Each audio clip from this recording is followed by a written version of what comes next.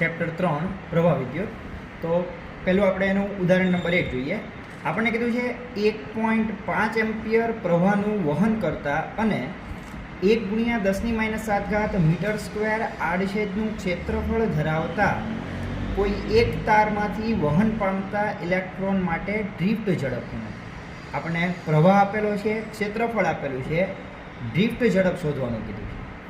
એવું ધારો કે કોપરનો પરમાણુ એક ઇલેક્ટ્રોન આપે છે, એટલે કે કોપરનો કોઈ એક પરમાણુ છે એ આપણને એક ઇલેક્ટ્રોન આપશે. કોપરની ઘનતા 9 × 10³ કિલોગ્રામ પ્રતિ મીટર ઘન અને તેનો પરમાણુ દળાંક 63.5 યુનિટ છે. બીજો પ્રશ્ન છે, આ જે ઝડપ મળે છે, ઉપરોક્ત મળેલ ડ્રિફ્ટ ઝડપને સામાન્ય તાપમાને કોપરની ઉષ્મીય ઝડપ, સુવાહકમાં આ ડ્રિફ્ટ ગતિ માટે જવાબદાર વિદ્યુત ક્ષેત્રની પ્રસરણની ઝડપ સાથે સરખામણી કરો. એટલે બીજા બે પ્રશ્ન જે છે તેને ઉષ્મીય ઝડપ તથા આપણે વિદ્યુત ક્ષેત્રના પ્રસરણની ઝડપ સાથે સરખામણી કરવાની છે. પહેલાં આપણને જે વિગત આપેલી છે, પ્રવાહ આપેલો છે 1.5, ક્ષેત્રફળ 1 × 10⁻7 મીટર સ્ક્વેર, ડ્રિફ્ટ વેગ શોધવાનો છે, ઘનતા આપેલી છે 9 × 10³ કિલોગ્રામ પ્રતિ મીટર.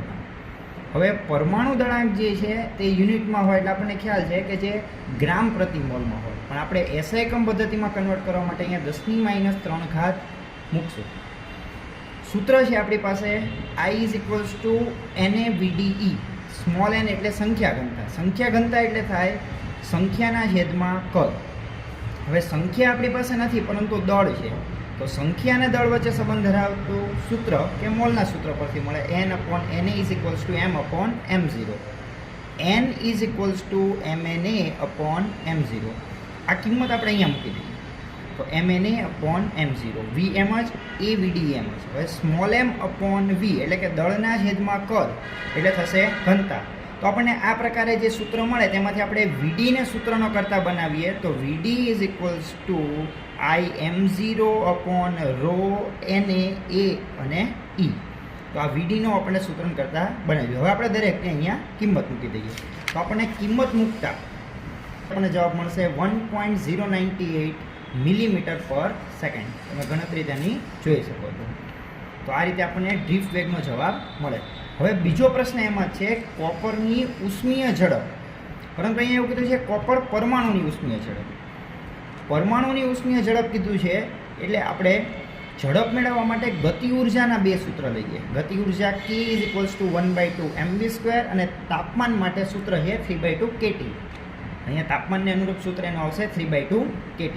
તો K = 1/2 mv² = 3/2 kT. બોલ્ટ્ઝમાન અચાનકની કિંમત આપણે એક યાદ રાખવી પડશે. પહેલાં અહીંયાથી બે કેન્સલ કરી નાખીએ અને વીને સૂત્રનો કરતા બનાવીએ તો v² = 3 kT/m. તો v = √3 kT/m. બધી કિંમત મૂકી દઈએ એટલે આપણને એક જવાબ મળશે 3.42 × 10⁻² પાવર મીટર/સેકન્ડ.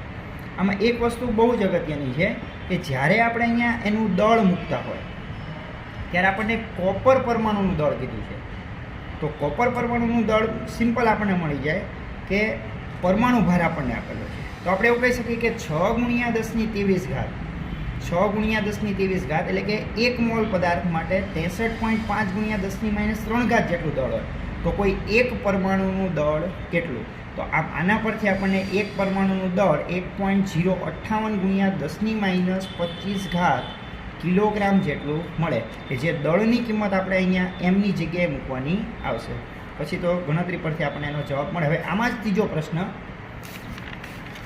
સુવાહકમાં પ્રસરતા વિદ્યુત ક્ષેત્રની ઝડપ. તો આપણને ખબર છે કે વિદ્યુત ક્ષેત્ર અને ચુંબકીય ક્ષેત્ર બંને વિદ્યુત ચુંબકીય તરંગો સ્વરૂપે હશે, તેથી એમની ઝડપ પ્રકાશની વેગ જેટલી હોય. તો સુવાહકમાં પ્રસરતા વિદ્યુત ક્ષેત્રની ઝડપ 3 × 10⁸ મીટર/સેકન્ડ.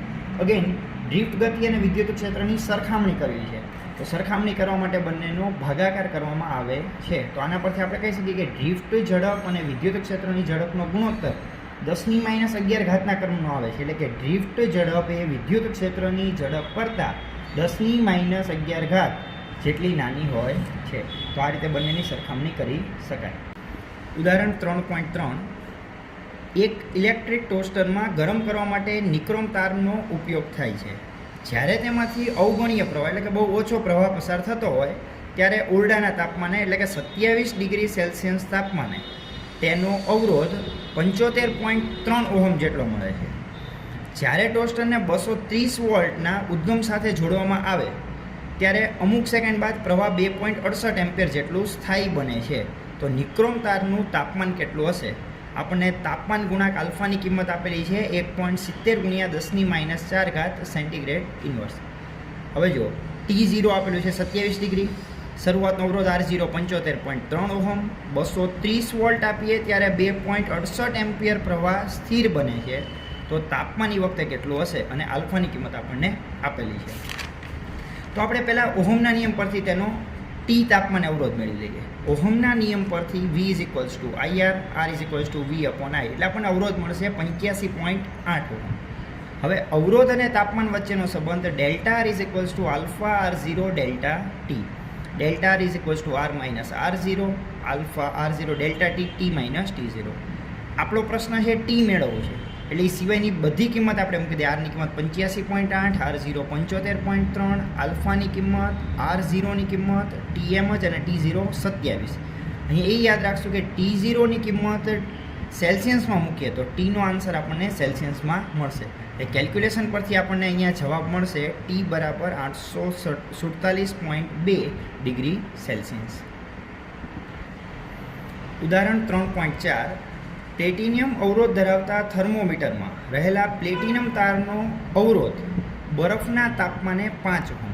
અહીંયા ખરેખર પ્રશ્નમાં બરફના ગલન બિંદુ તાપમાને હોવો જોઈએ, પરંતુ આપણે એક્સેપ્ટ કરીએ બરફના તાપમાને 5 ઓહમ, વરાળના તાપમાને 5.23 ઓહમ. અને જ્યારે થર્મોમીટરને કોઈ હોટ બાથમાં ડૂબાડવામાં આવે એટલે કે ગરમ વરાળ જે છે એમાં રાખવામાં આવે ત્યારે પ્લેટિનમ તારનો અવરોધ 5.795 ઓહમ મળે છે. તો હોટ બાથનું તાપમાન ગણો. હવે 3 પરિસ્થિતિ આપેલી છે. તો પહેલા અવરોધને હું R1 5 ohm, T1 0 degree, R2 5.23, T2 100 degree. પછી અવરોધ થાય છે 5.795, ત્યારે તાપમાન આપણે મેળવવાનું છે. બહુ સિમ્પલ છે. અવરોધ અને તાપમાન વચ્ચેનો સંબંધ delta R = alpha R0 delta T. Delta R proportional to delta T, કારણ કે આલ્ફા અને R0 એનો શરૂઆતનો જે અવરોધ છે એ બદલાવાનો નથી. આપણે અહીંયા ફેરફાર લઈ છે તો બે પરિસ્થિતિની જરૂર પડે. તો આપણે 1, 2, 3 પરિસ્થિતિ છે એમાંથી 1, 2 અને 1, 3નો ગુણોત્તર લઈએ. તો delta R12 / delta R13 = delta T12 / delta T13. Delta R12 = R2 - R1, R13 એટલે R3 - R1. અહીંયા અગેન ડેલ્ટા T12 એટલે T2 - T1 અને અહીંયા T3 - T1.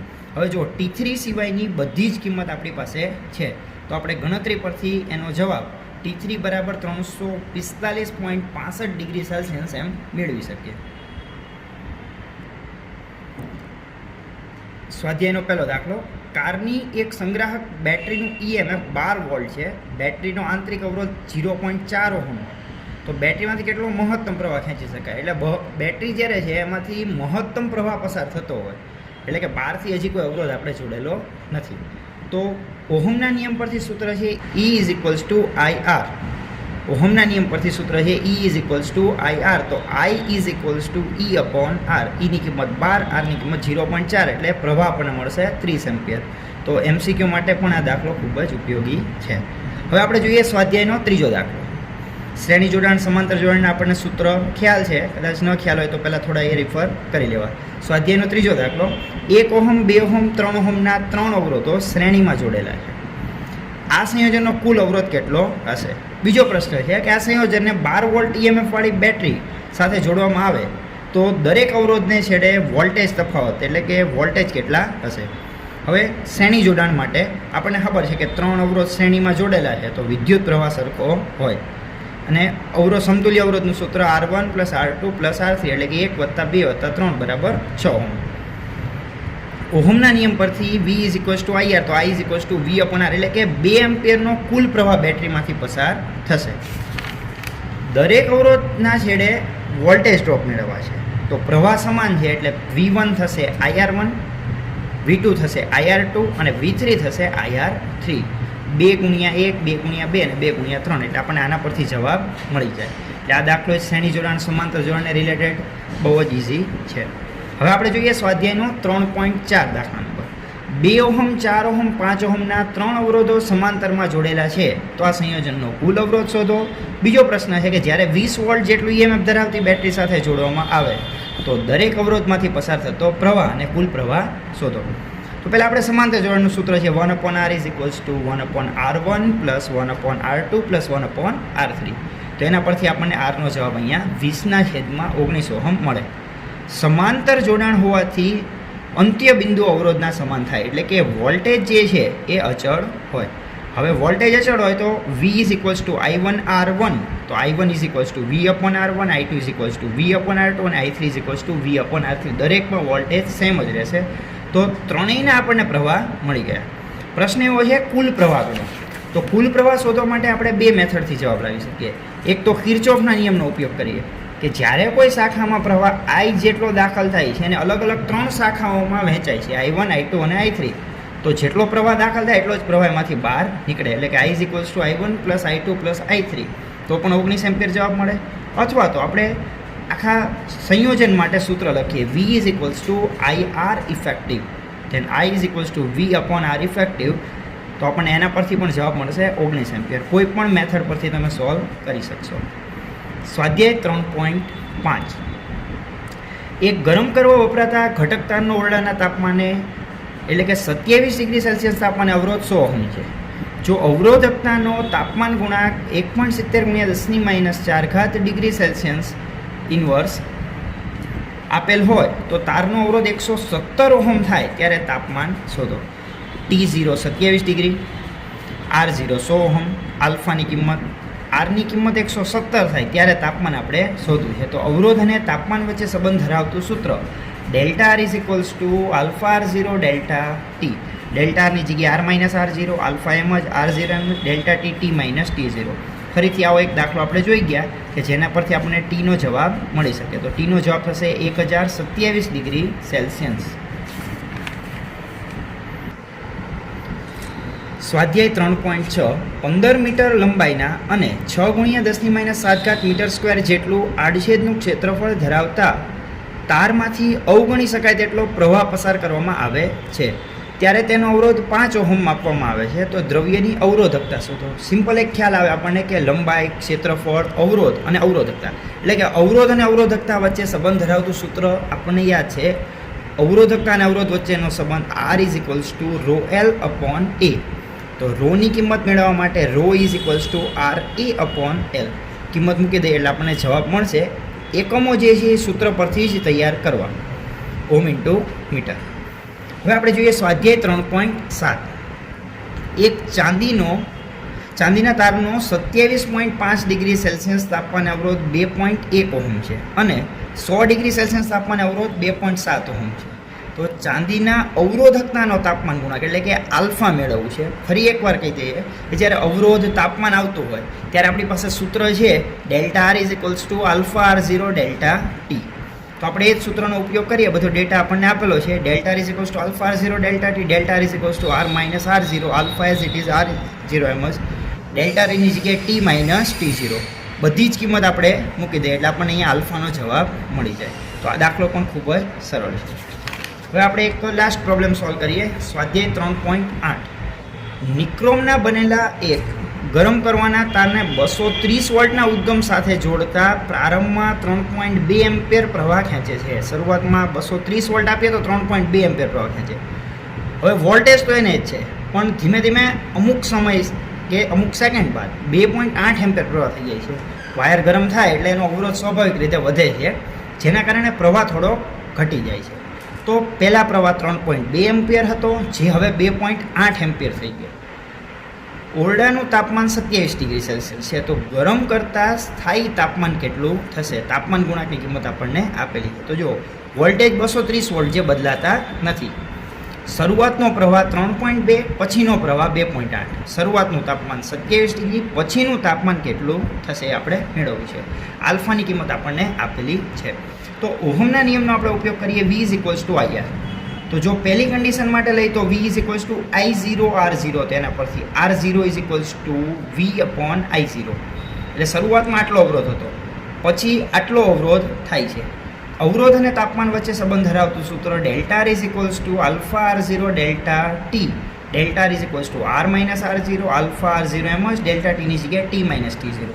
અહીંયા આપણે બધી કિંમત મૂકી દઈએ તો ગણતરી પરથી એક આપણને જવાબ મળશે T is equals two 867.35 degree Celsius. તો આ રીતે આપણે તાપમાન જે છે એ મેળવી શકીએ. આ બધા જ પ્રોબ્લેમ સોલ્વ કરો તમે અને એની સતત પ્રેક્ટિસ કરો. ખૂબ જ સરળ છે ચેપ્ટર 3. કોઈ પ્રકારના ડાઉટ માટે કોમેન્ટ બોક્સમાં કોમેન્ટ કરો. Thanks for watching.